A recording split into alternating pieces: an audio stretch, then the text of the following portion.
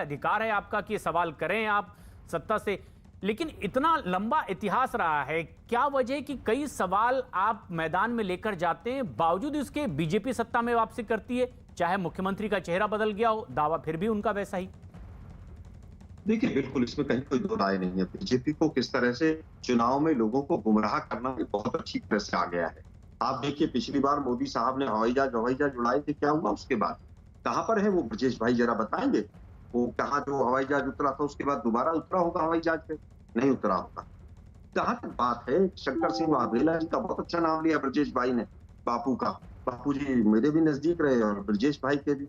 जरा बापू जी की 4 स्टेटमेंट देख लीजिए, गुजरात मॉडल यही है कि ब्लैकमेल किस तरह से अब किया आलोक जाए। जी, ये जो गंभीर आरोप आपकी ओर से लगाए जा रहे हैं, बीजेपी को इसका जवाब देना पड़ेगा, लेकिन अगर वो आप आरोप लगाते हैं कि वो भ्रमित करते हैं, तो ये भ्रम तोड़ने की जिम्मेदारी जो आपकी थी विपक्षी दल के नाते, क्या उसमें आप नाकाम रहे हैं? ये एक बड़ा सवाल आपसे ही खड़ा हो जाएगा। लेकिन विक्रम जैन, ये संतुष्ट करना अपने विपक्ष को आपकी जिम्मेदारी है और गंभीर सवाल भी खड़े होते हैं। आलोक जी, आप कुछ कह रहे हैं? प्रशांत जी, मेरा ये कहना है कि जिम्मेवारी केवल मेरी नहीं है, ये मीडिया के साथियों की भी है कि सच्चाई और वास्तविकता को दिखाया जाए। लेकिन क्या रूपाला, मांडविया, नितिन पटेल, चुड़ासमा, ये सब लोग बिल्कुल पूरी तरह से नकार दिए भाजपा ने। आप कह रहे हैं कि सब वहां तो 1995 से सरकार चल रही है। अगर 1995 से सरकार चल रही है तो पहली बार का एमएलए मुख्यमंत्री क्यों बनाया गया? आज आनंदीबेन पटेल ने अमित शाह को पटकनी दी है, बहुत भारी बढ़िया वाली पटकनी दी है कि मैं जिसको चाहूंगी मुख्यमंत्री वो बनेगा। पिछली बार तुमने डमी बनाया था, इस बार मैं डमी बनाऊंगा।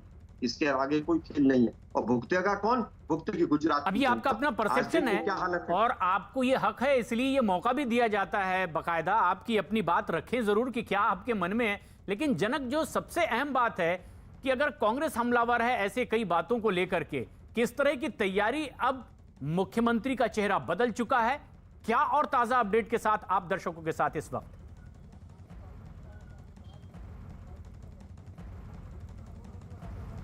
जनक, हमारी आवाज आप तक पहुंच रही है? हम कोशिश करेंगे अपने सहयोगी से एक बार फिर जुड़ने की, लेकिन ये एक बेहद अहम बात भी है।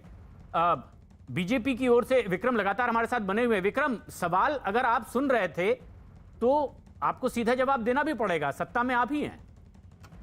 जी सर, मेरा यही कहना है कि गुजरात में कांग्रेस को प्रजा ने नकारा है। 1995 से 1995 से भारतीय जनता पार्टी लगातार सत्ता में है और कांग्रेस ने कई हथकंडे अपनाए, कई वर्ग विग्रह करवाए, कई आंदोलन करवाए, फिर भी गुजरात की जनता ने भारतीय जनता पार्टी के नेतृत्व को स्वीकारा है। सतत 6 बार से गुजरात में भाजपा की सरकार बन रही है। ये अपने आप में एक बहुत बड़ी सिद्धि है और हम प्रजा की सेवा करने के लिए कटिबद्ध है। गुजरात आज रोल मॉडल है। प्रधानमंत्री श्री नरेंद्र भाई आज देश में सुशासन से पूरा देश को विकास की गति पे आगे ले जा रहे हैं और आज कोरोना काल में भी हमने बहुत अच्छा काम किया है। आप बीजेपी के नेता हैं, देखिए तारीफ तो आप करेंगे, ये आपका अपना दायित्व है और आपका हक भी बनता है, अगर आपको मौका मिला है आप जो कहना चाहें वो कहें। लेकिन आलोक जी, ये जो एक तस्वीर आपने देखी होगी कि जब नाम का ऐलान हो रहा था भूपेंद्र पटेल के, वो कतार में कहीं बहुत पीछे बैठे हुए थे, उनके नाम की चर्चा भी कहीं नहीं हो रही थी शायद, संभवतः, लेकिन अचानक उन्हें हाथ पकड़कर बीच में लाया जाता है, मंच के बीचों बीच जब उनके नाम का ऐलान होता है। इस तरह की बात को राजनीतिक पार्टी में जब इस तरह का कदम उठाया जाता हो, कैसे आप देखते हैं? इवेंट मैनेजमेंट तो बीजेपी को बहुत अच्छे से आता, बचपन से इनको आरएसएस में इवेंट मैनेजमेंट ही तो सिखाया जाता। आज आप ये बात कह रहे हैं कि साहब उनको हाथ पकड़ के लाया गया। मैं कह रहा हूं कि नितिन पटेल कहां है अभी? नितिन पटेल, ब्रजेश भाई मेहसाणा चले गए छोड़ के अहमदाबाद, गांधीनगर, नाराज होके। पिछली बार का भी याद होगा, आज सुबह की प्रेस कॉन्फ्रेंस कोई मीडिया चैनल नहीं दिखा रहा है। आज एक बार दिखा दीजिए नितिन पटेल जी की जो सुबह की प्रेस कॉन्फ्रेंस है, पता चल जाएगा कौन किसके साथ है और कौन अच्छा है और किसने इवेंट मैनेज किया है पूरा। मुझे लगता है कि शहर और बड़े जो राजा लोग थे उनकी लड़ाई थी आपस में। ये लोग तो मोहरे हैं, क्या करेंगे, नितिन बन जाए, फलाना बन जाए, एक्स बन जाए, वाई बन जाए। वहां पर एक पूरे अधिकारी हैं जो पूरा राज्य चलाते हैं। चपड़ासी से लेकर आईएएस के ट्रांसफर जो होते हैं वो अधिकारी करता है। वो 5 साल से रिटायर होने के बाद भी वहीं बैठा है। ब्रजेश भाई से नाम पूछ लीजिएगा।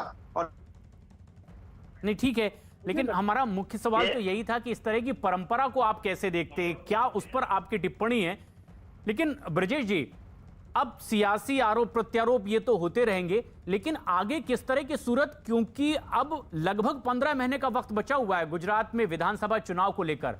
अब मुख्यमंत्री एक नया होगा गुजरात में, कैसी तस्वीर आप आगे बढ़ती दिखाई दे रही है?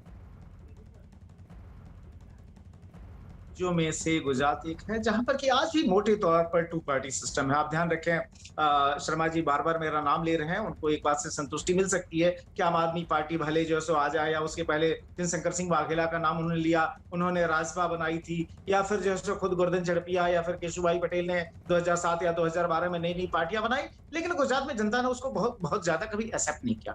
तो अगर